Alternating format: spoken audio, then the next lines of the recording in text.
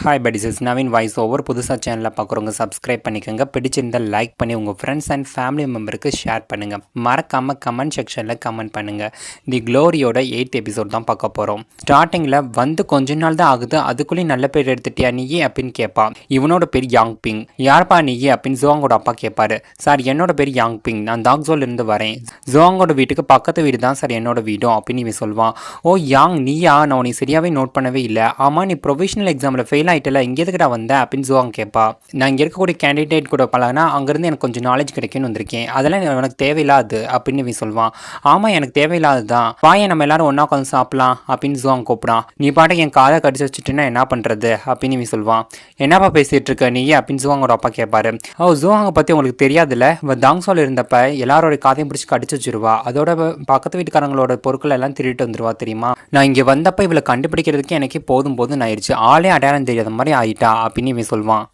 ஜோஹாங் ஜோயூரிய பாப்பா, அப்போ இவங்களோட வேலை தான் அப்படிங்கிறது ஜோஹாங்க்கு தெரிஞ்சிடும். இப்போ பாருங்க கடைசியில் இவளால் நம்ம வீட்டுக்கே அவமானம் வந்துருச்சு அப்படின்னு யூஜி சொல்லிட்டு இருப்பான். யூஜி என்ன பேசிட்டு இருக்க நீ, இதெல்லாம் தப்பு, அந்த மாதிரிலாம் எதுவுமே இல்லை அப்படின்னு ஜோஹாங்கோட அப்பா பேசிட்டு இருப்பாரு.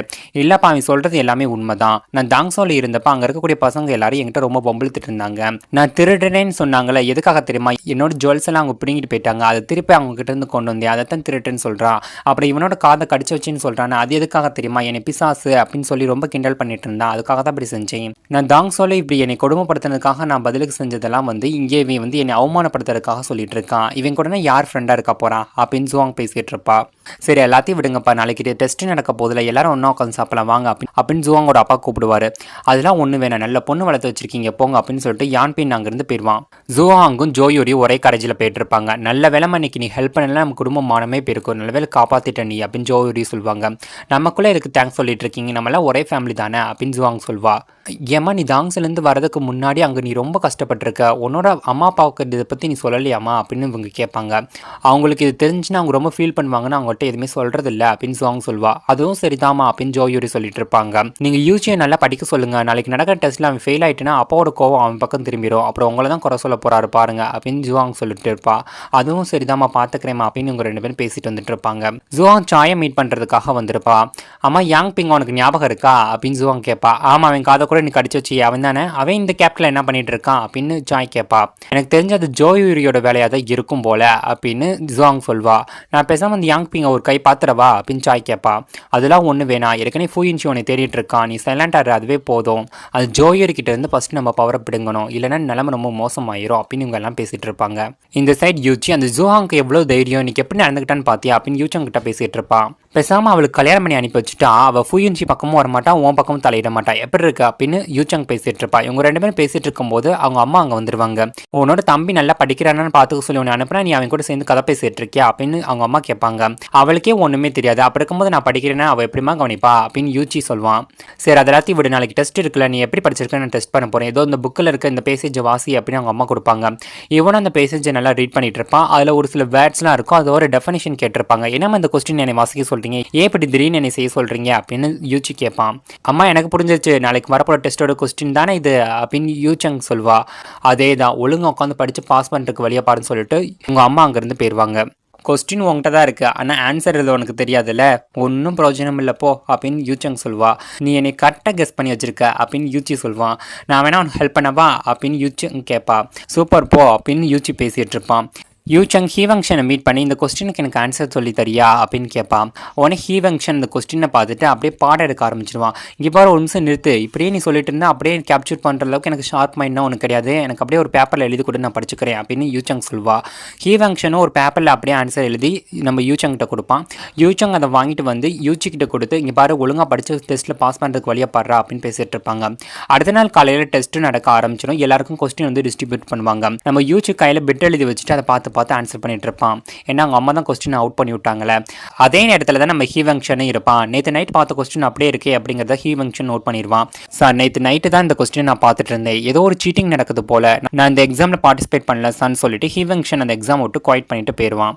டெஸ்ட்டோட ஆன்சர் சீட் எல்லாத்தையும் எல்லாரும் பார்த்துட்டு இருப்பாங்க. பரவாயில்ல சார் உங்கள் மகன் சூப்பராக ஆன்சர் இருக்கான் பாருங்க, அப்படியே புக்கில் இருக்கலாம் அப்படியே டிட்டோவாக இருக்கிற மாதிரி இருக்கு, இந்த அளவுக்கு ஒரு ஷார்ட் மைண்ட் பர்சன் இருக்கவே முடியாது, உங்கள் மகன் சூப்பர் போங்க அப்படின்னு எல்லாரும் பாராட்டிட்டு இருப்பாங்க. இது கேட்டோன்னே ஜுவாங்கோட அப்பா வீட்டுக்கு வந்தோடனே ஒரு மீட்டிங்கை போட்டுருவாரு.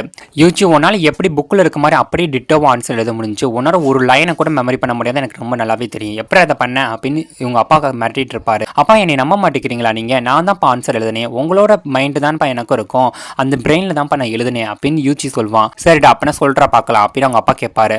யூஜி அப்படியே தாங்கிட்டு இருப்பானா, பாத்தி அவன் பிள்ளை எப்படி பண்ணி வச்சிருக்கானே அப்படின்னு இவர் சத்தம் போடுவார். சாரிங்க என் மேலே தான் தப்பு, நான் தான் கொஸ்டின் அவுட் பண்ணி விட்டேங்க அப்படின்னு இவங்க சொல்லுவாங்க. நீ என்ன பண்ணி வச்சிருக்க, இது மட்டும் வெளியில் தெரிஞ்சுன்னா எவ்வளோ பெரிய பிரச்சனை ஆகணும் உனக்கு தெரியுமா, பெரிய குற்றம் அப்படின்னு ஜுவாங்கோட அப்பா சொல்வார். அப்போ நான் தானே அந்த கொஸ்டினுக்கு ஆன்சர் எழுதியிருக்கேன், படிச்சு தானே எழுதியிருக்கேன், அதனால் எந்த வித பிரச்சனையும் வரப்போகிறது இல்லை, யாருக்கு தெரிய போகுது அப்படின்னு யூஜி சொல்லுவான். உனக்கு தெரியும் அந்த ஆன்சர்ஸ் திட்டு 3 பேர் திருத்துவாங்க, அதுக்கப்புறம் தான் மெயின்ஸ் எழுத முடியும், அவங்க ஏதாவது கண்டுபிடிச்சிட்டாங்க மெயின்ஸ் எழுத முடியாமல் போயிடும், நீங்கள் ஏதோ பண்ணி தொலைச்சிட்டீங்க, இது வெளியில் தெரியாமல் பார்த்துக்கோங்கன்னு சொல்லிட்டு ஜுவாங்கோட அப்பா அங்கேருந்து போயிடுவாங்க. யூஜி ஆன்சர் சீட்டு திருத்தவங்க எல்லாரும் டாப் டேலண்ட் ஸ்டூடெண்ட்னால தான் இப்படி ஆன்சர் எழுத முடியும்னு சொன்னாங்க, நீ எப்படி அப்படி எழுதி வச்ச அப்படின்னு உங்க அம்மா கேட்பாங்க. அம்மா நீங்க கூட என்னை நம்ப மாட்டேங்கிறீங்க, என்னை முட்டாள்னே நினைக்கிறீங்களா எல்லாரும் அப்படின்னு இவன் பேசிட்டு இருப்பான்.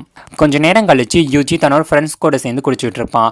யூஜி ஃபுல்லா உன்னை பத்தி தானே எனக்கு பேச்சு போயிட்டு இருக்கு, நீ எப்படி ஆன்சர் எழுதுன்னு சொல்லி அக்யூரேட்டா இருந்துச்சாமே, நீ அதை சொன்னீங்கன்னா எங்களுக்கெல்லாம் கொஞ்சம் யூஸ்ஃபுல்லாக இருக்கும்ல அப்படின்னு எல்லாரும் கேட்டுட்டு இருப்பாங்க. இது சொல்றதுக்கு தங்கிக்கிட்டே இருப்பான், இந்த அப்படின்னு இழுத்துக்கிட்டே இருப்பான். அப்படின்னு பார்த்து ஒரு கேங் வந்துருவாங்க. அங்கே நீ ஒழுங்கா படிச்சிருந்தா தாண்டா உனக்கு ஆன்சர் தெரியும், உனக்கு மேலே வேற யாராவது அந்த எக்ஸாம் எழுதிருப்பாங்க அப்படிங்கிற மாதிரி வம்பிழுத்துட்டு இருப்பாங்க. யார் இடத்துல வந்து யாரா பேசிட்டு இருக்காது அப்படின்னு யூஜி கேங்கெல்லாம் கேட்டுட்டு இருப்பாங்க. இந்த சத்தம் பூரா மேலே இருக்க நம்ம ஃபூயின் ஷிக்கும் அவனோட அசிஸ்டன்ட் அவங்க 2 பேரும் மேலே இருந்து பால்கனி வழியாக பார்த்துட்டு இருப்பாங்க. நீ தான் அந்த ஆன்சர் சீட் எழுதுனா ஏன் தைரியமாக நீ சொல்ல வேண்டியதானே, ஏன் சொல்ல மாட்டேங்கிற அப்படின்னு ஆப்போசிட்டில் இருக்கவங்க கேட்பாங்க. அதெல்லாம் நான் ஞாபகத்தை வச்சுக்க வேண்டிய அவசியம் எனக்கு ஒன்றும் இல்லையே அப்படின்னு யூஜி சொல்லிட்டு இருப்பான். உங்ககிட்ட பேசி வேஸ்ட்டுடான்னு சொல்லிட்டு அவங்க எல்லாரும் அங்கேருந்து போயிடுவாங்க. அங்கே தான் ஜூஹாங்கும் இருப்பாளா, ஏ ஜூஹாங் இங்கே வா, இவர் தான் யூ, இவரை தான் நீ கல்யாணம் பண்ணிக்க போகிற அப்படின்னு அவருக்கு இன்ட்ரடியூஸ் பண்ணி வைப்பான். அந்த யூ ஹாய் ஜூஹாங் அப்படின்னு கிட்ட வருவா. உடனே ஜூஹாங் அங்கேருந்து விலகிக்குவாங்க. அது யூ கீழே உள்ள வர மாதிரி போயிடுவான். என்ன வருங்கால உட்பி கிட்ட இப்படியே நடந்துக்குவோம், முதல்ல சாரி கேளு அப்படின்னு யூச்சி சொல்லுவான். நீ இப்படி குடிச்சிட்டு குடும்ப மனத்தை வாங்கிட்டு இருக்கே, உனக்கு வெக்கமா இல்லையா அப்படின்னு ஜூஹாங் பேசிட்டு இருப்பா. நீ என்ன பேசிட்டு இருக்கா, அந்த அளவுக்கு உனக்கு தைரியம் வந்துருச்சு அப்படின்னு யூச்சி மிரட்டிட்டு இருப்பான். இது எல்லாத்தையும் மேலேருந்து ஃபூயின்சி பார்த்து தன்னோட அசிஸ்டன்ட்டுக்கு சிக்னல் கொடுப்பான். அந்த அசிஸ்டன்ட் வந்து யூச்சி கிட்ட வந்துடுவான். ஆமாம் நீ எதுக்கு இங்கே வந்திருக்க, உனக்கு என்ன இங்கே வேலை அப்படின்னு யூச்சி கேட்பான். சாரி ஜுவாங்க வந்து மீட் பண்ணுறதுக்காக கூட்டிகிட்டு வர சொன்னாங்க அப்படின்னு அந்த அசிஸ்டன்ட் சொல்லுவான். உடனே ஜுவாங் போய் ஃபூயின்ஷியை மீட் பண்ணுவான். இந்த லேட் நைட்டில் இங்கே எதுக்கு வந்து குடிச்சிட்டு இருக்க அப்படின்னு ஃபூயின்ஷி கேட்பான். நீ மட்டும் இங்கே என்ன செஞ்சுட்டு இருக்கியா அப்படின்னு ஜுவாங் கேட்பா. நான் என்ன சொல்ல வந்தேனே மறந்துட்டேன் பாரு, அந்த லேடியை நான் கண்டுபிடிச்சிட்டேன், அவங்க இங்கே தான் இருக்கிறாங்க, ஆனால் நான் இன்னும் அவங்கள பார்க்கல அப்படின்னு இவன் சொல்லுவான். கவலைப்படாத நீ சீக்கிரம் அவங்கள பிடிச்சிடுவ அப்படின்னு ஜுவாங் சொல்லுவா. ஏன் முன்னாடி உட்காந்துருக்கிறது அவங்க ஒன்றும் இல்லைன்னு நினைக்கிறேன், அப்புறம் அவங்க யாருன்னு உனக்கு தெரியுமா அப்படின்னு ஃபூயின்ஷி கேட்பான். எனக்கு எப்படா தெரியும் அப்படின்னு ஜுவாங் கேட்பா. உனக்கு எப்படி அவளை தெரியும், அவளுக்கும் உனக்கு என்ன ரிலேஷன்ஷிப் சொல்லு அப்படின்னு ஃபூயின்ஷி கேட்பான்.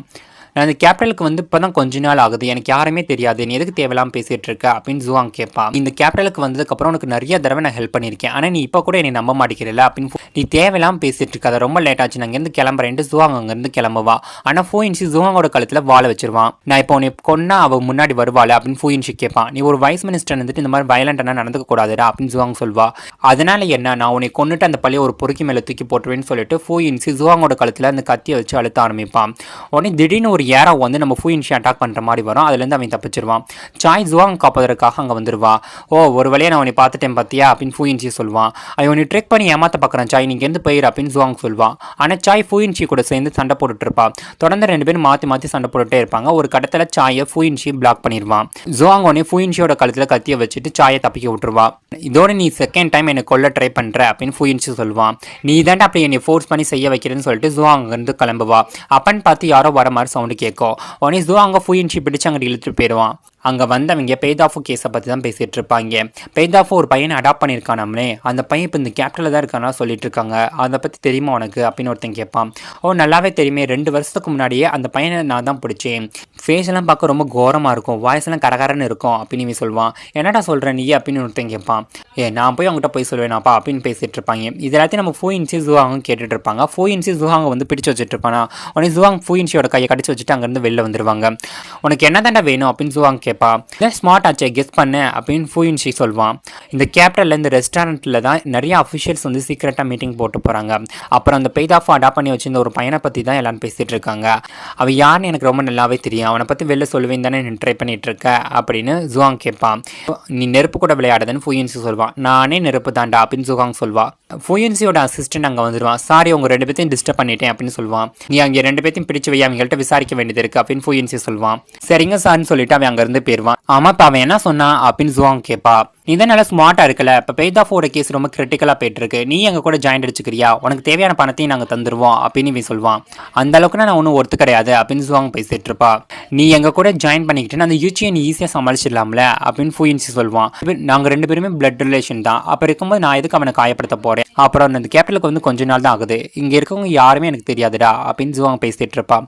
அப்பன்னு பார்த்து 3 பேர் அங்கே வருவாங்க. இவங்க தான் இந்த யூச்சி கூட ஆப்போசிட் கேங்காக சண்டை போட்டுட்டு இருந்தவங்க. மேடம் உங்களை எங்கெல்லாம் தேடுறது மேடம் அப்படின்னு கேட்டுட்டு இருப்பாங்க. ஜுவாங் அவங்களுக்கு சில்வர் காயின்ஸ் வந்து கொடுப்பாங்க. அவங்க அங்கேருந்து போயிடுவாங்க. பாரு என்னமா கேடியா இருக்க நீ அப்படின்னு ஃபூயின்சி சொல்லுவான். சரிடா ரொம்ப லேட் ஆயிடுச்சு நான் போறேன்னு ஜுவாங் அங்கேருந்து கிளம்பிடுவா. காய்க்கு அடிபட்டு இருக்கும்ல, அதனால ஜுவாங் அவளுக்கு மருந்து போட்டுட்டு இருப்பா. நான் அவன் கூட உனக்கு சண்டை போட வேணாம்னு சொன்னேன், பாரு எப்படி காயமாயிருக்கு அப்படின்னு ஜுவாங் சொல்வா. அவனை கெஸ் பண்றது ரொம்ப கஷ்டமா தான் இருக்குன்னு சாய் சொல்வா. அவன் உன்னை அரெஸ்ட் பண்றதுக்காக எதுவுமே செய்ய கிடையாது, அவனோட டார்கெட் நான் மட்டும்தான், அப்புறம் அவனோட அசிஸ்டன்ட் ஒரு டாஸ்க்கை ஃபினிஷ் பண்ணாமே இருக்கிறான் அப்படின்னு ஜுவாங் பேசிட்டு இருப்பா. இந்த சைடு அந்த யூ குடிச்சிட்டு வாந்தி எடுத்துட்டு இருப்பான். அப்போ ஃபுயின்சியோட அசிஸ்டன்ட் வந்து நீ தானே ஜுவாங் கிட்ட வம்புழுத்த, இன்னொரு தடவை அவங்க பக்கம் வந்தா உன் காலை உடச்சிருவேன் பார்த்துக்க அப்படின்னு மாட்டிட்டு இருப்பான். நான் அப்படிதான் எந்த பொண்ணு கூட வேணா பழகுவேன், உனக்கு என்னடா வந்திருக்கு அப்படின்னு இந்த யூ திமிரா பேசுவான். உடனே இவன் இந்த யூவை தண்ணியில தள்ளி விட்டுருவா. ஐயோ என்னை காப்பாத்துடா, எனக்கு நீச்சல் தெரியாதுடா அப்படின்னு கத்திட்டு இருப்பான். டே அந்த தண்ணி உன் முழங்கால் அளவு கூட இருக்காதுடான்னு சொல்லிட்டு அந்த அசிஸ்டன்ட் அங்கிருந்து கிளம்பிடுவான். ஐயோ என்னை காப்பாத்துங்க காப்பாத்துங்க நம்ம யூ கத்திக்கிட்டு இருப்பான். பையன் ஃபுயின்சி மிட்டாய் வாங்கிட்டு வந்துருவான். அவனோட அசிஸ்டன்ட் கரெக்டாக அந்த டைம் பார்த்து வந்துருவான். சார் சொன்ன வேலையை முடிச்சுட்டு எனக்கு ஒரு மிட்டாய் தாங்க அப்படின்னு கேட்பான். ஃபுயின்சி அவனுக்கு மிட்டாய் ஊட்டிவிட்டு 2 பேரும் அங்கேருந்து போயிட்டு இருப்பாங்க. அடுத்த நாள் காலையில் ஹேண்ட்லின் அகாடமியில் சார் உங்க பையன் சூப்பராக ஆன்சர் எழுதியிருக்கானாமே, அவனோட ஆன்சர் சீட்டு கோர்ட் வரைக்கும் போயிடுச்சு, கோர்ட்டில் இருக்க அஃபிஷியல்ஸ் எல்லாமே உங்க பையனை பார்க்கறதுக்காக வந்திருக்காங்களாம், உங்க பையன் பெரிய ஆளாக ஆயிடுவான், அதுக்கப்புறம் எங்களுக்கு ட்ரீட் வைக்கணும் மறந்துடாதீங்க அப்படின்னு அங்கே இருக்க எல்லாரும் பேசிட்டு இருப்பாங்க. இந்த நியூஸை கேட்டு ஜுவாங்கோட அப்பா அறக்க பறக்க அந்த ஸ்பாட்டுக்கு ஓடி வருவார். அங்கே தான் அந்த அஃபிஷியல்ஸ் எல்லாருமே இருப்பாங்க. பரவாயில்ல சார் கட்டான டயத்துக்கு தான் வந்திருக்கீங்க அப்படின்னு அந்த அஃபிஷியல் சொல்லுவாங்க. ஜோஹாங் கிச்சனில் எல்லாமே கரெக்டாக இருக்கா அப்படின்னு விசிட் போயிட்டு இருப்பான். அப்பான்னு பார்த்து யூச்சி அங்கே வந்துருவான். அம்மா எங்கே இருக்கீங்க அப்படின்னு கூப்பிட்டுட்டே வருவான். ஓ நீ தான் இங்கே எல்லாத்தையும் மேனேஜ் பண்ணிட்டு இருக்கியா அப்படின்னு கேட்பான். உனக்கு படிக்கிற வேலை இருக்குல்ல, அதை விட்டு இங்கே என்னடா உனக்கு வேலை போடாமல அப்படின்னு ஜோஹாங் சொல்லுவா. ஓ உனக்கு விஷயம் தெரியாதா, கோர்ட்ல என்னோட ஆன்சர் சீட்டை பார்த்து நீ ரொம்ப பாராட்டிட்டு இருக்காங்க தெரியுமா அப்படின்னு யூச்சி சொல்லுவான். என்னடா சொல்ற உண்மையாவா அப்படின்னு ஜுவாங் கேட்பா. என் பயமா இருக்கா, ஃபியூச்சர்ல நான் ஒரு பெரிய போஸ்டிங்க்கு போவேன், அப்பெல்லாம் நானும் உன்னை பார்த்துக்க மாட்டேன்பா அப்படின்னு யூச்சி சொல்லுவான். நம்ம 2 பேரும் ஒரே வயிற்றுல பிறந்தவங்க கிடையாது, அப்புறம் நான் எதுக்கிட்ட உங்க கூட இருக்க போறேன் போட அப்படின்னு ஜுவாங் பேசிட்டு இருப்பா. இத்தனை வருஷமா உன்னோட அம்மா தான் எல்லாத்தையும் மெயின்டைன் பண்ணிட்டு இருந்தாங்க, அப்ப என்னோட அம்மா எவ்வளவு வேலை பார்த்துட்டு இருந்தாங்க தெரியுமா, எல்லாத்துக்கும் சேர்த்து வட்டி முதல்ல நான் வசூலிக்காம விட மாட்டேன் அப்படின்னு யூச்சி சொல்லுவான். என்னடா என்கிட்ட பிரச்சனை பண்ணலான்னு பாக்குறியா, என்கிட்ட பிரச்சனை பண்ணி நீ வின் பண்ணிடுவியாடா அப்படின்னு ஜுவாங் மாட்டிட்டு இருப்பா. அப்பன்னு பார்த்து ஜோயோரி அங்கே வந்துருவான். இங்கே என்னடா உனக்கு வேலை அப்படின்னு கேட்பாங்க. அம்மா உங்களுக்கு ஒரு விஷயம் தெரியுமா, கோர்ட்ல இருந்து என்னோட ஆன்சர் சீட்டை பார்க்கறதுக்காக வந்திருக்காங்க அப்படின்னு யூச்சி சொல்லுவான். என்னடா சொல்கிறேன், நம்ம மட்டும் கொஸ்டின் லீக் அவுட் பண்ணது வெளில தெரிஞ்சிருச்சுன்னா பெரிய பிரச்சனை ஆயிரும்டா, அது பெரிய குற்றம் அப்படின்னு எங்கள் அம்மா சொல்லுவாங்க. அது நமக்கு மட்டும் தான் நம்ம தெரியும், வெளில யாருக்குமே தெரியாதுல்ல அப்படின்னு யூச்சி பேசிட்டு இருப்பான். அப்பன்னு பார்த்தா அங்கே யூச்சங் வந்துருவா. அம்மா ஒரு பேட் நியூஸ், ஹேங் அங்கிளும் மற்ற அஃபிஷியல்ஸும் மெயின் ஹாலில் வெயிட் பண்ணிட்டு இருக்காங்கம்மா அப்படின்னு சொல்லுவா. மெயின் ஹாலில் எல்லாரும் அசம்பிள் ஆயிருப்பாங்க. சீட்டை நீ தானே இப்போ எழுதுன அப்படின்னு கேட்பாங்க.